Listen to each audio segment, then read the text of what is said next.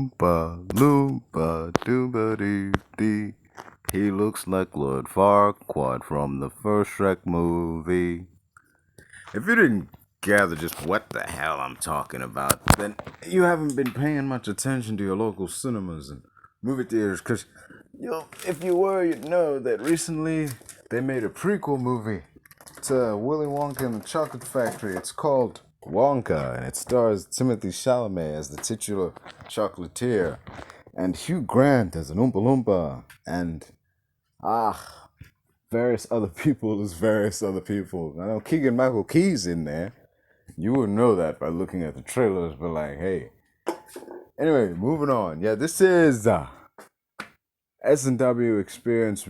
No, that's not it. That ain't right. Scrap that. Scrap that crap hard. This is Moonlight Kingdom Podcast. I am your man on the moon.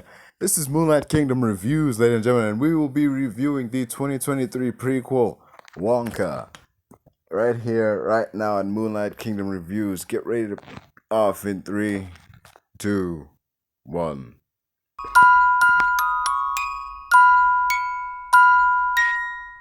Oompa Loompa Dooba-dee-dee.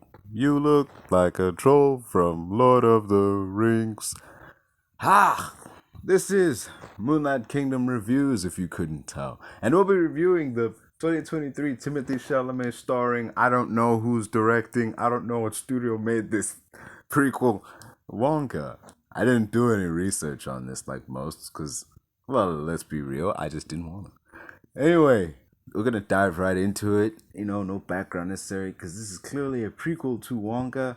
And, no wait, not a prequel to Wonka. This is Wonka. This is a prequel to Willy Wonka and the Chocolate Factory. Not Charlie and the Chocolate Factory with Johnny Depp, This is Gene Wilder. It's a prequel to Gene Wilder's Willy Wonka. So, well, you can tell by the purple jacket and the hat. So, yeah. Anyway, the movie starts with like this soft piano version of Pure Imagination. Opening it as Chalamet is at singing about being at sea for the last 7 years.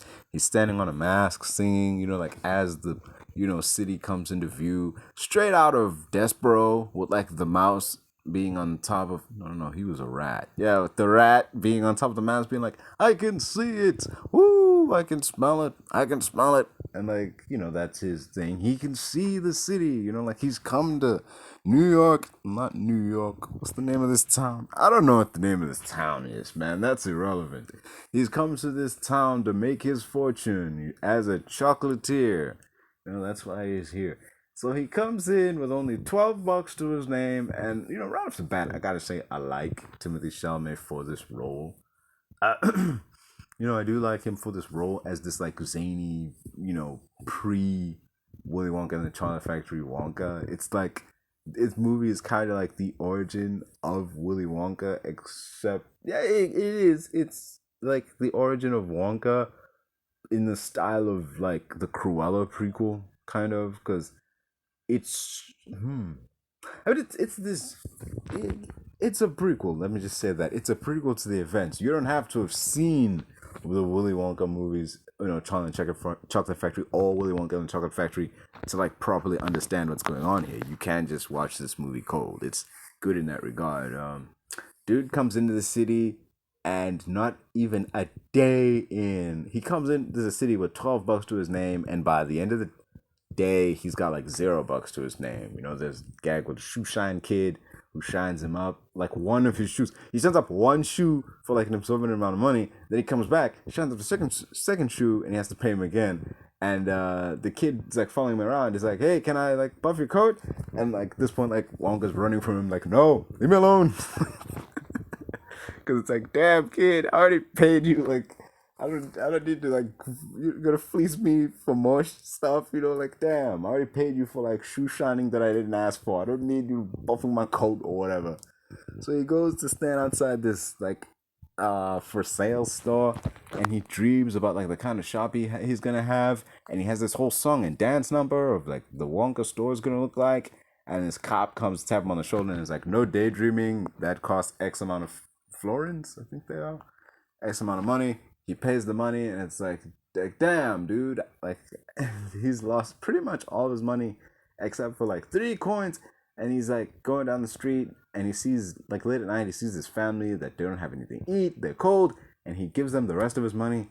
It's like, damn, now I got no money to my freaking name. Thing is, this whole thing is taking place over the course of one big, like, song and dance number about, like, how he's come into the city, he's got X amount of money to his name, here's his dreams, and so on and so on.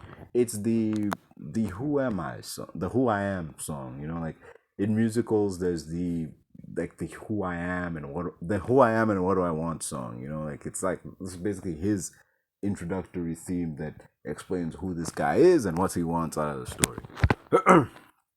So he winds up staying at this hotel by this, after being invited to it by this clearly shady dude.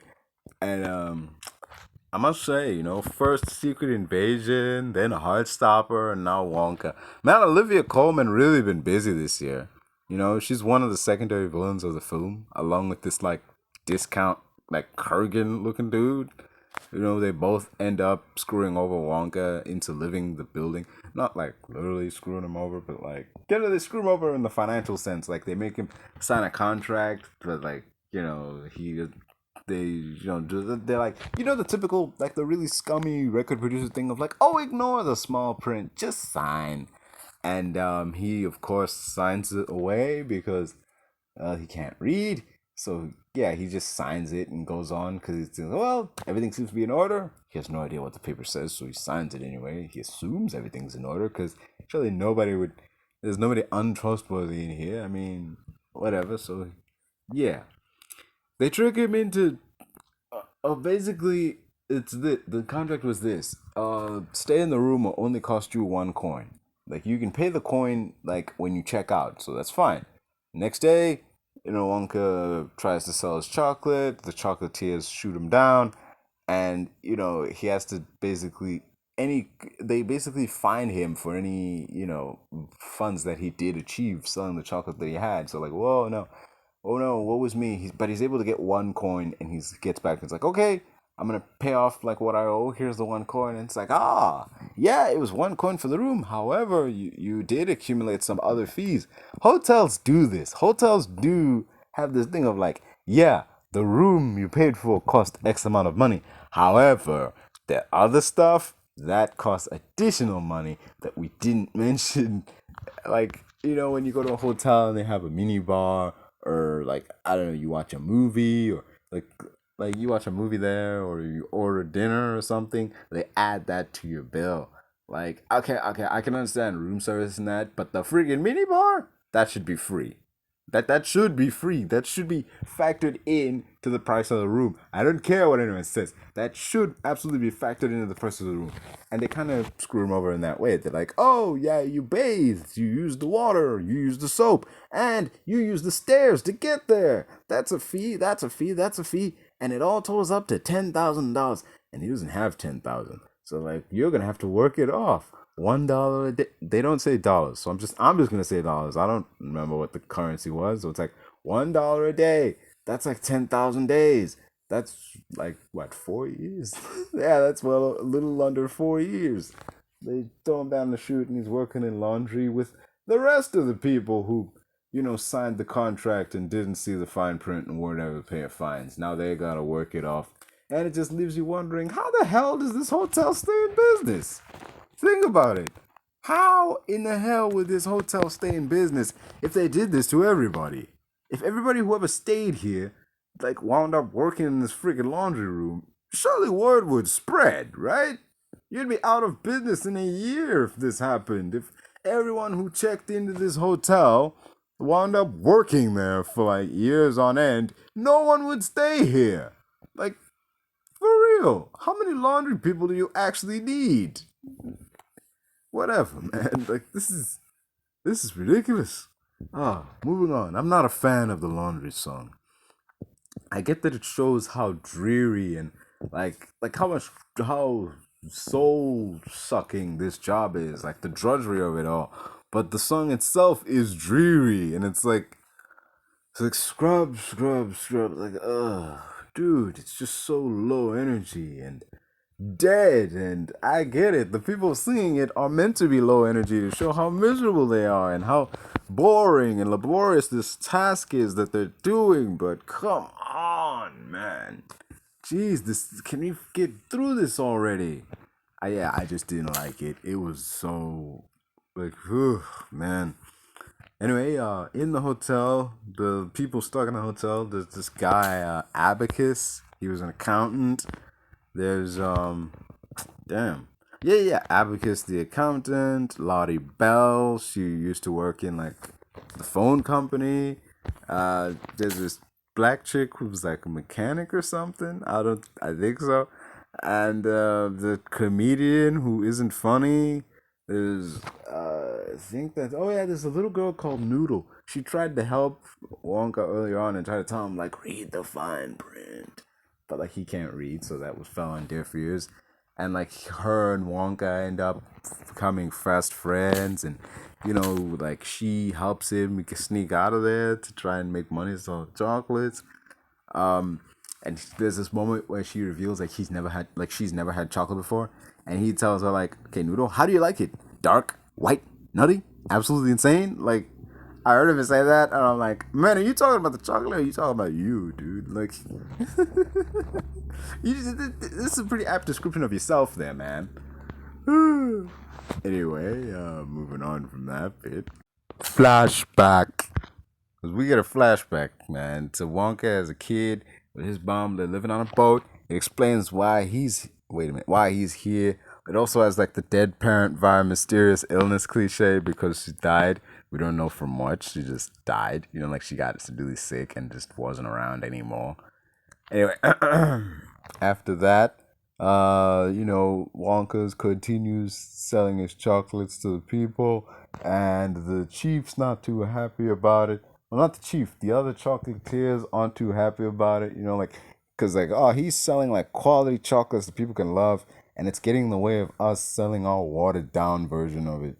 Like they bribed the chief with chocolate, and there's a whole song and dance number of them bribing the chief, and yeah, it's just we don't.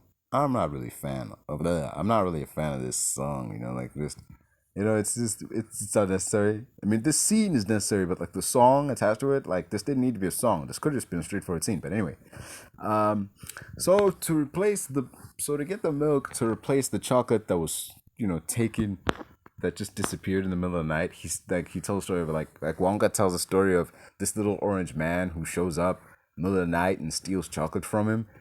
Like, of course, Noodle thinks it's nonsense, but like, chocolate's been stolen and I need milk. Like, okay, here's some milk that they get off the street. Like, we don't need to steal. Like, we need like giraffe milk. They go to the zoo. In order to get past the guard, they feed him a chocolate that's like several layers of alcohol in it. Like, it's champagne, it's white wine, it's whiskey, and it subdues the guard, like, at the zoo so they get past. So basically, they get they have a chocolate that can get you wasted in a matter of minutes. Like, damn, dude. That's why Willy Wonka would invent that for like. I don't think that's chocolate for the masses. I'm pretty sure that's not. That ain't something he would make for the masses to consume. I think that's something that. Also, why would this dude have this chocolate? Like, why would he have this chocolate just ready to go? Like, how old is he? I'm assuming he's in his 20s. So does that mean like at some point like dude had the genius idea to just have a chocolate that's like several different layers of alcohol like for himself? I'm assuming he tastes his product because weirdly enough, for a movie all about chocolate and the dude selling chocolate and feeding it to the masters, we never once actually see the dude try any of his own thing. I guess that lends credence to the thing of like never get high on your own supply. But yeah. Anyway, moving on. We see it later on, but like other than that, no. Moving on from that, so they get the the giraffe milk, and they're escaping the zoo while floating on a bunch of balloons. Not enough balloons to carry the both of them, mind you. There's a song, that they both share, and it's actually really good for like the first 20 seconds until the autotune kicks in. Like, but hey, it's still better than the one that came before it. And like Timothee Chalamet can sing. I don't know why they're auto tuning him, but like he can sing. like there is like a segment later in the film where he sings and you can tell it's him singing, but like because there's no auto tune, there's no out of nowhere, but yeah. Anyway, at the point where he's like, there's a point in the film where they're at the zoo talking to the giraffe, and dude was straight up like Newt Scamander from Fantastic Beast more than Gene Wilder, dude. I mean, he even does Doctor Dolittle better than RDJ in one scene. I mean, well, to be fair, Eddie Murphy did Doctor Dolittle better than RDJ. I mean, the animated Doctor Dolittle was better than RD. That's not knocking RDJ, it's just knocking that movie. But anyway, moving on from that. So after him and Noodle, they get down to safety. Like he sees the police chief coming, tells her to run, and he just stands there to talk to the guy. And freaking the police chief is played by Keegan Michael Key. He's starting to put on a bit of weight as he's consuming a lot of the chocolate that they're bribing him with. So he grabs him and he shoves him like head first into this like little pond, like to try and intimidate him and drown him a bit. But like the pond has like this layer of ice over it, so he just grabs him and he shoves him head first into this ice, cracking it and going into the water. And I'm just looking and thinking, that's definitely a concussion right there. Like, or you think there'd at least be some serious swelling or a cut or something, but he's just up and about like he went into regular like cold water. Like he doesn't even react to the cold. You just went head first into like a sheet of ice into the water. You think he would be at least a little bit dazed or something, but like no. Also, that's a bit extreme. Even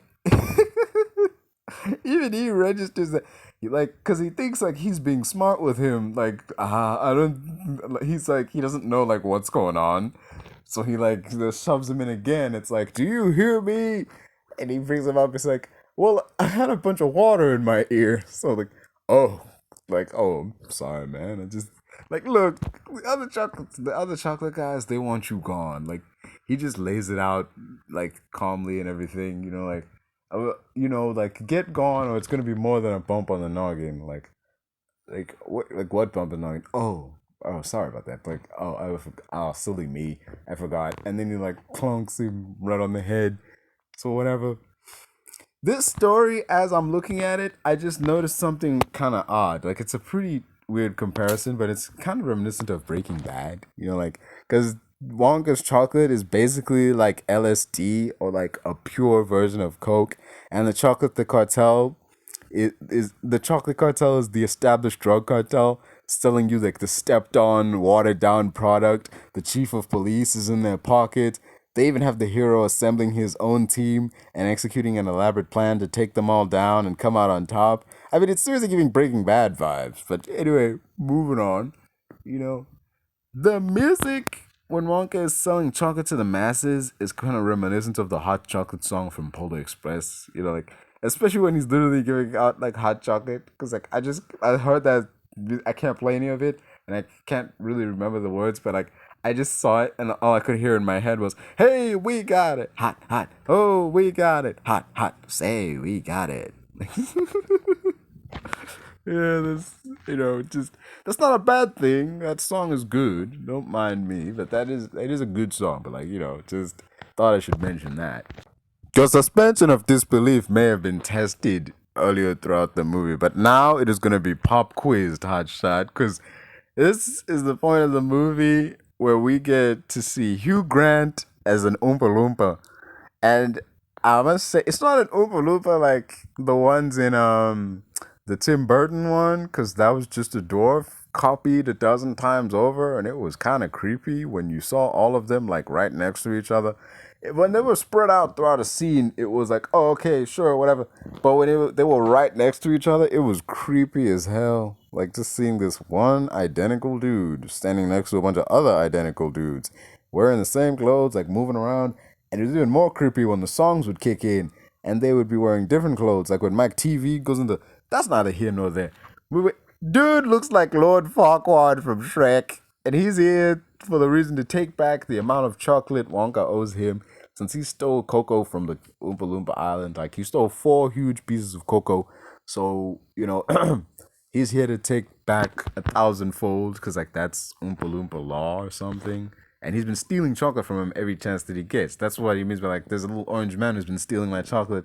Nobody believes it because it sounds like nonsense. Like, the little orange man came into my room last night and stole my chocolate. Like, come on, dude. Anyway, so he takes it and he leaves. You know, he's kind of a jerk, man. Like, not even kind of, he is a jerk. Like, he just like clonks Wooly on the head, takes the chocolate, and then he bounced out. Like, what the heck, man? If you just explained your case from the get go, like, it would have been a thing. Like, he probably would have just made enough chocolate to get you out of there. But hey, whatever. We almost get a repeat of what happened to the giraffe from Hangover Part 3 when the Wonka gang took a giraffe and, oh, damn, I forgot. I forgot something. The store. They've actually managed to, sneak out and sneak back in enough times to set up a little store and, sell chocolate to the masters. They're open for like one day before, people start having these adverse reactions to Wonka's chocolate. It's later revealed that they were sabotaged. So, Wonka makes a deal with the bad guys. It's like, okay, pay off everybody's debts at the hotel, like the crummy hotel, and I'll leave. That's the deal. So he leaves. They try to kill him anyway, even though he's leaving, but he makes it back to the mainland, and him and the gang come up with a plan. The plan involves like taking the giraffe from the zoo and taking it with them to the church. That's why I'm like, we almost got a repeat of what happened to the giraffe from Hangover 3. Because when they were driving the giraffe there, they came across a bridge and it's like, oh no. But this one fortunately ducked. So like, okay, good. We didn't get that horrible repeat. That was never going to happen. But like, still, there was that moment of, oh wait, this happened in Hangover 3. Like, oh no. And like, ducked in time. Like, yeah. There's three main bad guys in this movie. I haven't mentioned them much because, well, they haven't been that interesting. But yeah, there's three main bad guys. Really, it's just one main bad guy and his two associates and their one henchman. They like all have one henchman, like whatever. Three main bad guys representing three different chocolate companies that are all actually one chocolate company, which, if anybody found out about it, would be illegal. But like, anyway.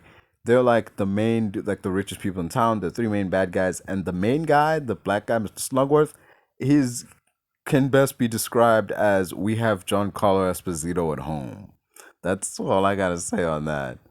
The chief starts as regular Keegan Michael Key, but by the end he's basically Professor Clump from Nutty Professor. That's how much chocolate he be consuming. That's how much he's being bribed. Like, what the hell? So, yeah, there's a part where Wonka and Noodle make it inside the secret vault that the bad guys have. With all their incriminating evidence, they, manage to get inside, but the bad guys catch them and lock them in this room. And their plan is to drown them with chocolate. That's it. So, it's the cliche bad guy thing of like, I'm going to leave the good guy in a perilous situation where they will surely perish, but I will not stick around to make sure that it happens. And that's what ends up happening. They end up putting them in this giant room that they plan to fill with chocolate so they'll drown. And this isn't real chocolate. You can tell this ain't real chocolate because there's no effing way they're going to waste like that much. There's no way a studio's going to buy that much chocolate, dump that much chocolate for the purpose of a gag. This is just colored water of some kind. You can tell because the way it sticks to them. If it was actually chocolate, there is no friggin' way you'd be able to swim in that. There's no way you'd be able to see in that. If it like covered you head to toe, you would not be able to see. You wouldn't be able to. It would be like too thick to move around in. So like, I get it for interest of safety. It's like just water. It's just like colored water, But yeah, damn, I forgot. Rowan Atkinson's in this movie. He's this funny priest. He's like the funniest of the villains. He's also a secondary villain, but like he's the funniest of the three sets of secondary villains. Damn. He's funnier than Coleman, funnier than Michael Key, because Michael Key's whole thing is like that Scott Steiner promo about Samoa Joe, He's fat! That's his whole thing. But yeah, sorry for the people with earphones. Moving on. He's fat and he's getting fatter. So fat he needs help getting off the ground when he crouches down to get something. So fat he needs help getting out of the car. That kind of fat. And like, that's his whole shtick. And Olivia Colman's shtick is that she's just horrible and greedy, I guess. She ends up falling for like the discount Kurgan looking dude because she thinks he's somebody, but he's not. Moving on, Rowan Atkinson's pretty funny because he's this priest, and there's this really funny opening scene where this little girl asks him for some chocolate, and he's like, "Oh, I'm sorry, my dear, I don't have any." And as he turns around, he immediately puts a piece of chocolate in his mouth, like, "You lie, you sneaky, look you." Goes inside, and he's actually really funny. I could go in detail, but like just watch the movie and you'll see. What's really disappointing is he's a really funny character, but he only shows up in the middle of the movie and like towards the end. He's not there throughout like the rest of them are, which is odd. But anyway, moving on. Moving on from that, it's really good. Uh it's not. Oh yeah. So after they've vanquished the bad guys, saved the day, it's greatest showman type business. Like the bad guys are vanquished. Wonka's got you know his store set up and he's selling chocolate to the masses. We get the moral of the story. It's not the chocolate that matters, it's who you share it with, which is this movie's way of saying it's not the bat, it's the batter. Or in less colloquial terms, it's not the real chocolate was the friends we made along the way. It's just wow. Sappy. Very sappy, but fitting for a movie about chocolate. Yeah. So there was a side story. Wonka sings Pure Imagination as Noodle is meeting her mother for the first time. There was a whole side story that I'm not really going to get into. It doesn't really fit with this scene. It just doesn't really fit with this scene. What does Pure Imagination have to do with a child reuniting with her mother for the first time? And but later on, it does fit because when he's standing in the ruins of this old castle and he's envisioning what it could look like, how he could turn it into a factory, and what it would just look like when it was done, that perfectly fits because that involves pure imagination. He's imagining this. It's not happening. It is infinitely a world of pure imagination because in the Ginois one, when they step into the room, he sings like into a world of pure imagination, and it shows like that's how this started. That's how that ended up becoming a reality. It started off as an idea, as this thing that he imagined in its early stages, in these ruins. So yeah. Um. Oh yeah, yeah, yeah, yeah. As the credits roll, the Oompa Loompa comes back and he tells us what happened to the other characters in the aftermath of the story. Uh, you know, Everyone happy endings all around except for Olivia Colman and discount Kurgan. They ended up getting arrested by the police, but they downed like jugs of like some weird liquid and it gave them blue skin and funny hair and like warts and stuff. I saw that and I'm just thinking, why? Why? What is that? What is that you're drinking? Is that the Wonka chocolate stuff that you'll be eating? What is that stuff? Why are you all fun looking? Why are you doing this? Like, why don't you just. Whatever, man. I guess they wanted comeuppance, but they didn't know how to get them to do that, so they just had them do that so the story could wrap up and they bad guys would have a comeuppance, but whatever. Um, yeah. Okay. Timothee Chalamet can sing, as the song during the credits shows, which honestly makes you wonder why they kept auto-tuning him throughout. You know, anyway, the movie is one part Greatest Showman, one part Cruella, one part Breaking Bad. Yeah, and three-quarters of a good time is what it is largely. It's not a all good. It's not all bad. It's one of those movies where I like it, but I have no reason to see it again. It's a 7 out of 10. Yeah, it's a 7 out of 10 chocolate slabs on that one. Yeah, that's my thoughts on Wonka. This has been Moonlight Kingdom Reviews 2023's Wonka. Timothée Chalamet was well cast. The movie was well cast all around for what it was attempting to do. Everybody seemingly felt right in the roles. There were no roles I could look at and be like, I wonder. I think someone else could have done this better. Like, I don't really, see it like that. I mean, maybe swap Keegan-Michael Key with Jordan Peele, but I don't know. Like, just, I'm not saying that's what we should do. I'm just saying, like, that's how it could have been done. But hey, moving on from that. Yeah, I definitely give this movie a 7 out of 10.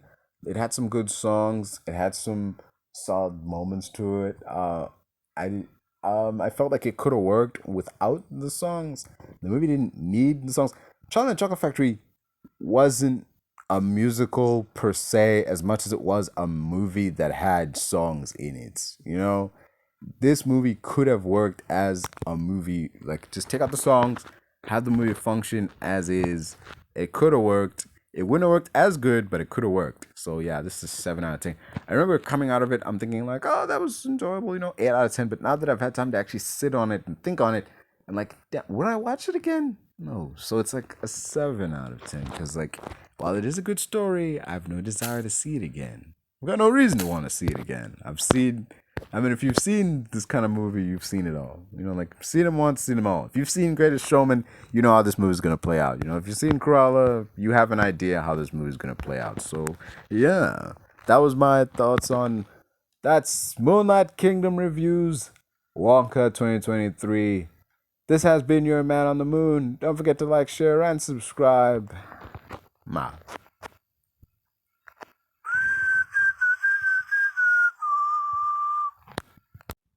Oh, and Gene Wilder performance of that song Pure Imagination was great and all, but Josh Groban is amazing. That's all I have to say to you. They'll try to kick you while you're down. They wanna rise up while you drown. They wanna fill your head with doubt. They're silently scared that you'll figure it out. I'll make it look like I'm losing. Won't bother hiding my bruises. And when they finally think you're wounded, then it's your chance to be ruthless.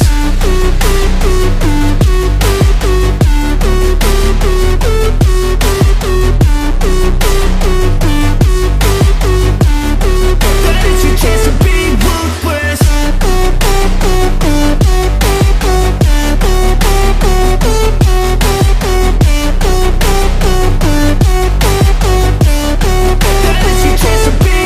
They don't wanna see me make it, they don't wanna see me care. Anytime I make some progress, I can see that they compare. I think everyone's against me, maybe something in the air. Am I paranoid? I swear a void is forming and they're scared. I walk a straight path, not many can say that. I like to play fast, cross me and there's payback. You better pray that I don't see your face at any place that I go. I know you hate that. I've been doing fine, I'm not wasting any more time.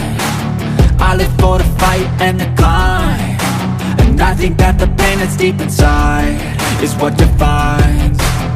So I won't give up, I'm gonna make it to the top. I don't care what's in my way, I swear I'm never gonna stop. I could fall flat on my face and I swear I will get back up. Cause I don't deserve a thing and the road ahead is tough.